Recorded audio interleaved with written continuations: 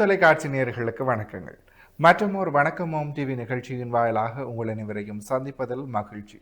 இன்றைக்கு புலர்ந்திருக்கக்கூடிய பொழுதானது அனைவரது வாழ்விலும் மங்களமும் சுபீட்சமும் உடைய நல்ல பல காரியங்கள் நடைபெறக்கூடிய நல்லதொரு நாளாக அமைய எல்லாம் வல்ல இறைவனை பிரார்த்திப்பதோடு இன்றைய தினத்திலே பல்வேறு சுப காரியங்களில் ஈடுபட்டு கொண்டிருக்கக்கூடிய நேயர்கள் சொந்தங்கள் யாவருக்கும் ஓம் தொலைக்காட்சி சார்பாக வாழ்த்துக்களையும் கூறிவிட்டு இன்றைய இந்த நிகழ்ச்சியினுடைய முதற் பகுதியான இன்றைய நாள் தொடர்பான தகவல் பகுதியுடன் இணைந்திருக்கலாம்.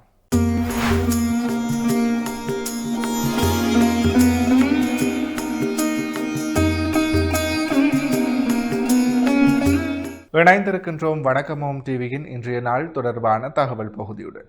இன்றைய நாளானது பங்குனி மாதம் வியாழக்கிழமை 12/3/2026, தமிழுக்கு விசுவாவச வருடம் மாசி மாதம் 28ஆம் நாள். இன்றைய நாளினுடைய நல்ல நேரங்களாக இன்று காலை 10:30 மணி தொடக்கம் 11:30 வரை, பின் மாலை 12:30 மணி தொடக்கம் 1:30 மணி வரை. அடுத்து ராகு காலமாக இன்று மதியம் 1:30 மணி தொடக்கம் 3:30 மணி வரை. அடுத்து யமகண்டமாக இன்று காலை 6 மணி தொடக்கம் 7:30 மணி வரை. அடுத்து இன்றைய நாளிற்குரிய சூரிய உதயமாக இன்று காலை 6:24 இன்றைய நாளினுடைய சூரிய உதயம் இடம்பெற்றிருக்கின்றது. தொடர்ந்தும் திதியாக இன்று அதிகாலை 4:05 வரை அஷ்டமி திதியும் பின்பு நவமி திதியும் நிலவுகிறது. நட்சத்திரங்களாக இன்று முழுவதும் மூல நட்சத்திரம் நிலவுகிறது. சந்திராஷ்டம நட்சத்திரங்களாக இன்று முழுவதும் கிருத்திகை நட்சத்திரம் நிலவுகிறது. எனவே கிருத்திகை நட்சத்திரத்தில் உள்ளோர் செய்கருமங்கள் யாவற்றிலும் நம்பிக்கையும் பொறுமையும் அவசியம். எனவே நேர்களே, இவைதான் இன்றைய நாள் தொடர்பான தகவல் பகுதிகள் ஆகும். தொடர்ந்தும் வணக்கம் ஓம் டிவி நிகழ்ச்சியினுடைய அடுத்த பகுதியான இன்றைய நாளிற்குரிய நற்சிந்தனை பகுதியுடன் இணைந்திருக்கலாம்.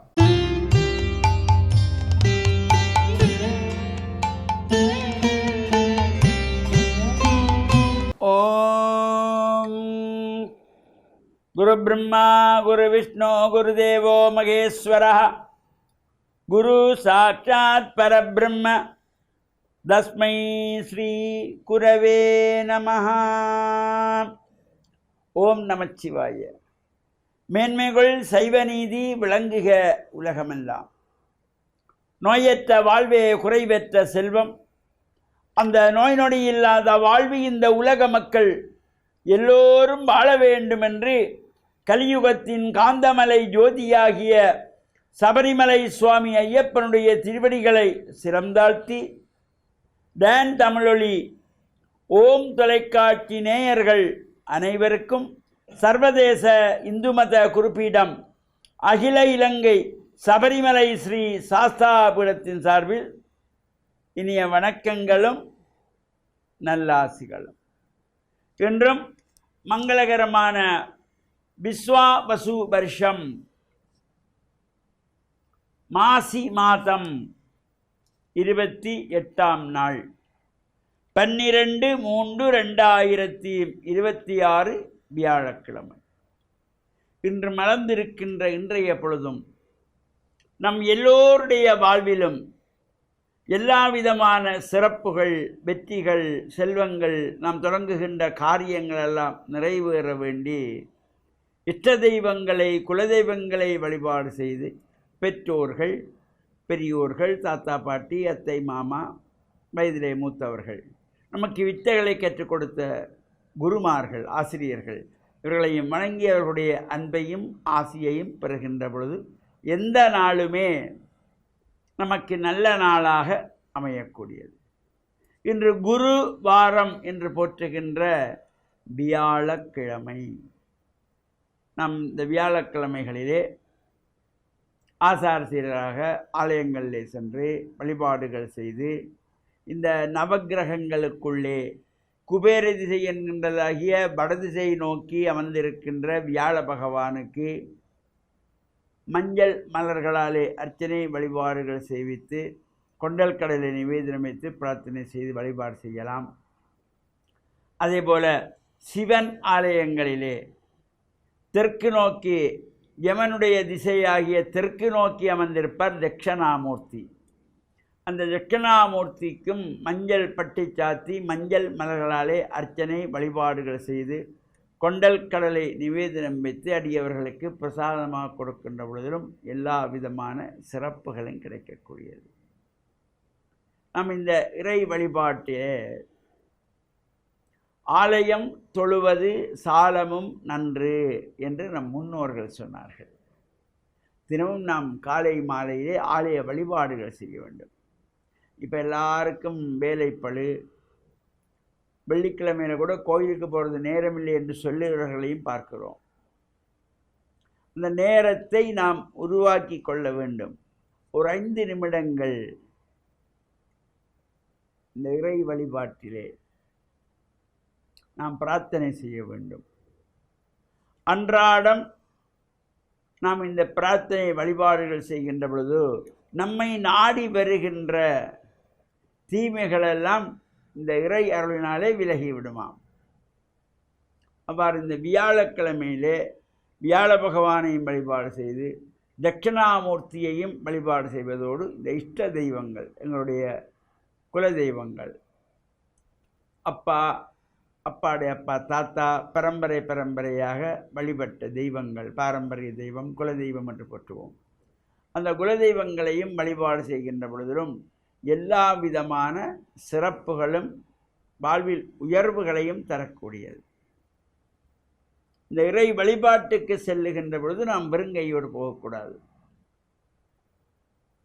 வீட்டிலே வளவிலே தோட்டத்திலே மலர்ந்திருக்கின்ற மலர்கள், அந்த மலர்களை பறித்து மஞ்சள் தண்ணீரில் சுத்தமாக கழுவி அதனை ஒரு சுத்தமான பாத்திரத்திலே கொண்டு சென்று பூஜைக்கு அர்ச்சனைக்கு கொடுக்க வேண்டும்.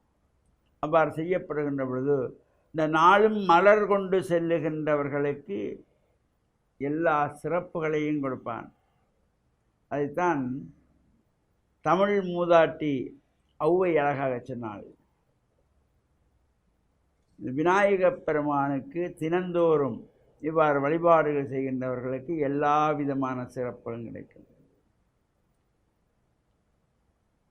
வாக்குண்டாம் நல்ல மனமுண்டாம் மாமலரால் நோக்குண்டாம் மேனி நுடங்காது பூக்கொண்டு துப்பார் திருமேனி தும்பி கையான் பாதம் தப்பாமல் சார்வார் தமக்கு.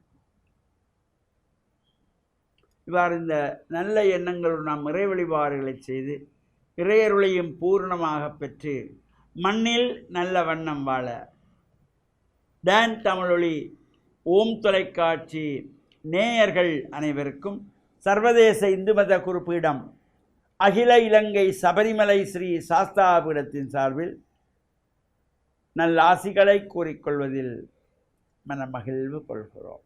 சர்வே ஜனாக சுகினோ பவந்து சமஸ்த மங்களானி சந்து சுபம். இன்றைய நாளிற்குரிய நற்சிந்தனை பகுதியை வழங்கிய ஆன்மீக அருள் ஜோதி ஸ்ரீ ஐயப்பதாச சாம்பசிவ சிவாச்சாரியார் ஐயா அவர்களுக்கு மனம் கனிந்த நன்றிகள். தொடர்ந்தும் நிகழ்ச்சியில் இன்றைய நாளிற்குரிய ராசிபலன் பகுதியுடன் இணைந்திருக்கலாம்.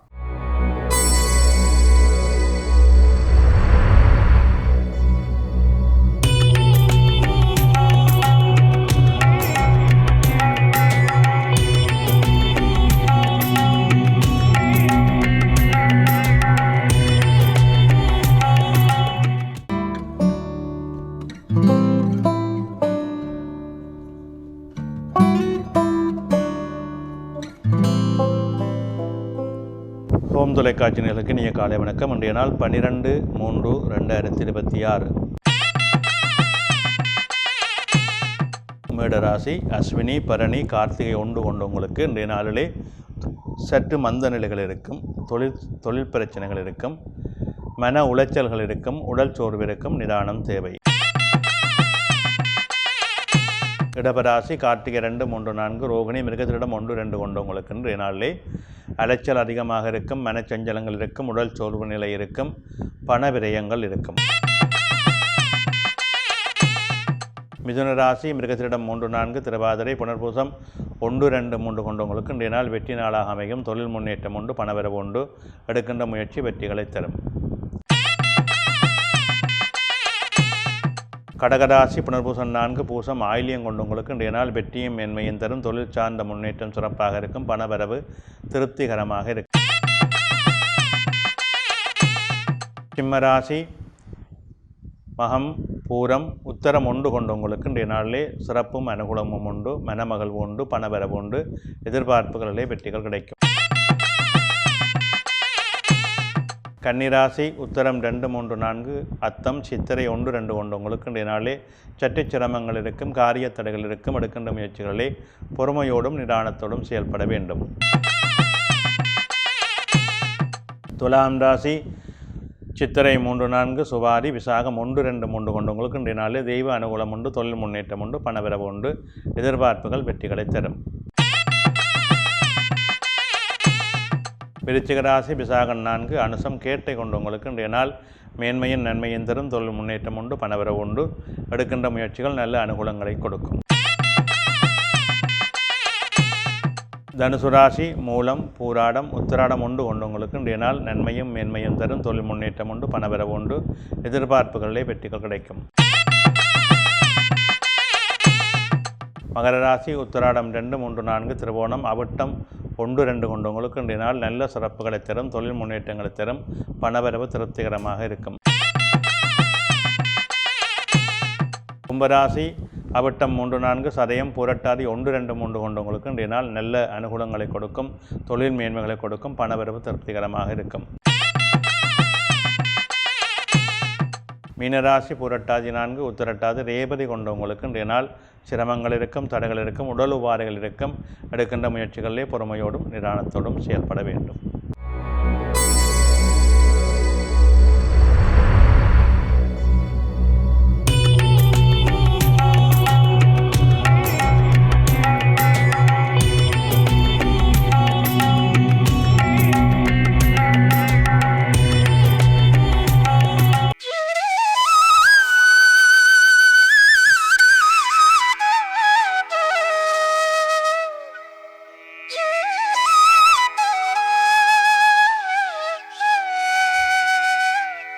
இன்றைய சிந்தனை. ஆன்மீகம் நமக்கு ஒரு அற்புதமான வரம். நாங்கள் இறைவனை அன்றாடம் வழிபடுகின்றோம், எமது காரியங்களை சரியாக செய்கின்றோம். எமது அன்றாட வாழ்வியலிலே ஒரு அட்டவணை போட்டு வைத்திருப்போம். அந்த அட்டவணைப்படி தான் நாம் எல்லோரும் இயங்கிக் கொண்டிருப்போம். ஒவ்வொரு மனிதனுக்கும் இந்த அட்டவணை இருக்கும். அது தவறாத ஒரு செயல்பாடாக நடந்து கொண்டிருக்கும். காலை எழும்புவது, காலை கடன்களை முடிப்பது, இறை வழிபாடு செய்வது, தொழில் சார்ந்து செல்வது என்று தொடர்ந்து எங்களுக்கு அந்த அட்டவணைப்படி நாங்கள் இயங்கிக் கொண்டிருப்போம். அந்த அட்டவணை ஒரு நாட்களிலோ 2 நாட்களிலோ எங்களுக்கு திடீரென நடைமுறைப்படுத்த முடியாத ஒரு சூழலை ஏற்படுத்திவிடும். உடல் உபாதைகள் மூலமாகவோ அல்லது வேறு திடீர் பிரச்சனைகள் மூலமாகவோ அல்லது வேறு சிக்கல்கள் மூலமாகவோ எங்களுடைய நாளாந்த வாழ்வியலுக்கு ஒரு தடை வந்துவிடும். அந்த தடைகள் வருகின்ற பொழுது மனம் குழப்பம் அடைந்துவிடும். நாங்கள் சரியாக ஒரு சராசரி மனிதர்களாக இயங்கிக் கொண்டிருக்கின்ற பொழுது எங்களுடைய இயக்கத்துக்குள்ளே, எங்களுடைய நடைமுறைக்குள்ளே ஏதாவது ஒரு பிரச்சனை வருகின்ற பொழுது நாங்கள் குழம்பி விடுகின்றோம், மன கஷ்டப்படுகின்றோம். என்ன செய்வதென்று தெரியாமல் நாங்கள் விழித்துக் கொள்ளுகின்ற ஒரு சூழலை ஏற்படுத்துகின்றோம். அந்த நேரங்களிலே பதட்டம், கோபம், சீற்றம் என்று எங்களை அறியாத பல விடயங்கள் எங்களுக்குள்ளே வந்துவிடும். இது எங்களுடைய மனதை ஒருநிலைப்படுத்தக்கூடிய தன்மைகளை எல்லாம் அறுத்தெறிந்துவிடும். நாங்கள் யாரை கண்டாலும் கோபப்படுவதும் பேசுவதும், நமது தொழிலை சரியாக செய்ய முடியாமல் தடை வந்துவிட்டது என்று ஆத்திரப்படுவதும், நமது அன்றாட வாழ்வியலிலே குழப்பம் வந்துவிட்டது என்று சஞ்சலப்படுவதும், எரிச்சல் படுவதும், இப்படியாக நமது சிந்தனைகளை ஒரு சீர்நிலைக்கு இல்லாமல் பண்ணுகின்ற செயல்பாடு வந்துவிடுகிறது. இது அடிக்கடி ஒவ்வொரு மனிதனுக்கும் வருகின்ற இயல்பு. இந்த நிகழ்வுகள், இந்த இயல்புகளை நாங்கள் ஒருபோதும் எங்களுக்குள்ளே வரவழைக்கக்கூடாது. இன்பம் துன்பம் இது ரெண்டும் சேர்ந்ததுதான் வாழ்க்கை. அப்பொழுது எங்களுக்கு ஒரு சிரமம் வருகின்ற பொழுது அதை தாங்கிக் கொள்ள வேண்டும். அது எதனால் வந்தது என்பதை ஆராய்ந்து அடுத்த முறை அப்படி ஒரு பிரச்சனை வராத அளவுக்கு எம்மை நாம் பாதுகாத்து கொள்வதற்குரிய வழிகளை தேடிக்கொள்ள வேண்டும். நாம் இன்னொருவரை பேசுவதனாலோ, இன்னொருவரை திட்டுவதனாலோ, இன்னொருவருக்கு துன்பம் கொடுப்பதனாலோ எங்கள் பிரச்சனைகள் தீர்ந்துவிடப் போவதில்லை. எங்களுக்கு வருகின்ற கோபமும் அதற்குரிய வெளிப்பாடும் இன்னொருவர் மனதை வேதனைப்படுத்துவதன் மூலமாக நாங்கள் திருப்திப்பட முடியாது. ஏனென்றால் அவரை இன்னொருவரை திட்டி தீர்த்து விட்டால் எங்களுடைய பிரச்சனை தீர்ந்துவிடும் என்றால் அது ஏற்றுக்கொள்ளலாம். அது தீரப்போவதில்லை. எங்களுக்குரிய பிரச்சனை என்ன என்பதை நாம் முதலிலே கண்டுகொள்ள வேண்டும். அதற்கேற்றாற்போல் நம்மை நாம் மாற்றிக்கொள்ள வேண்டும். இது ஒரு மிக முக்கியமான நிகழ்வு, முக்கியமான பிரச்சனை. இதற்குள்ளே மனிதன் முதலிலே வர வேண்டும். நம்மை நாம் சீர் செய்து கொள்ளுகின்ற அந்த பக்குவத்துக்குள்ளே வந்தால்தான் பல விடயங்களிலிருந்து நாங்கள் நிம்மதியாக, சௌகரியமாக, மகிழ்வாக வாழ முடியும். நன்றி.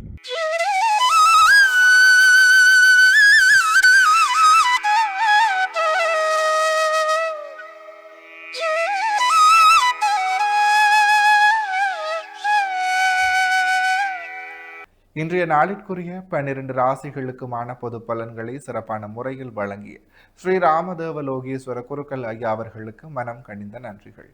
தொடர்ந்தும் நிகழ்ச்சியிலே இன்றைய நாளிற்குரிய திருக்குறளும் பொருளும் பகுதியுடன் இணைந்திருக்கலாம்.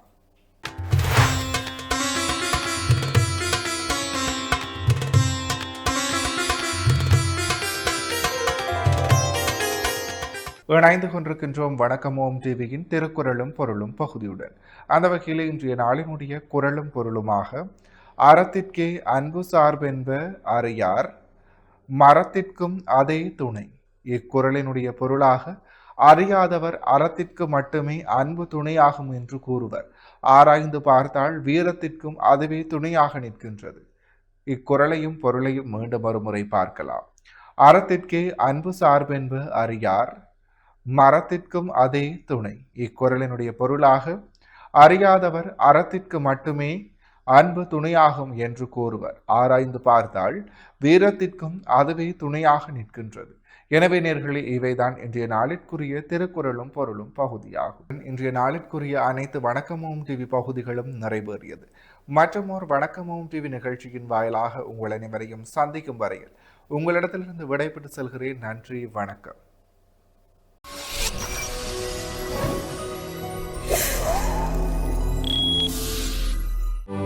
யாடியா T5L மகிழ்ச்சி நிறைந்த நீண்ட பயணத்திற்கு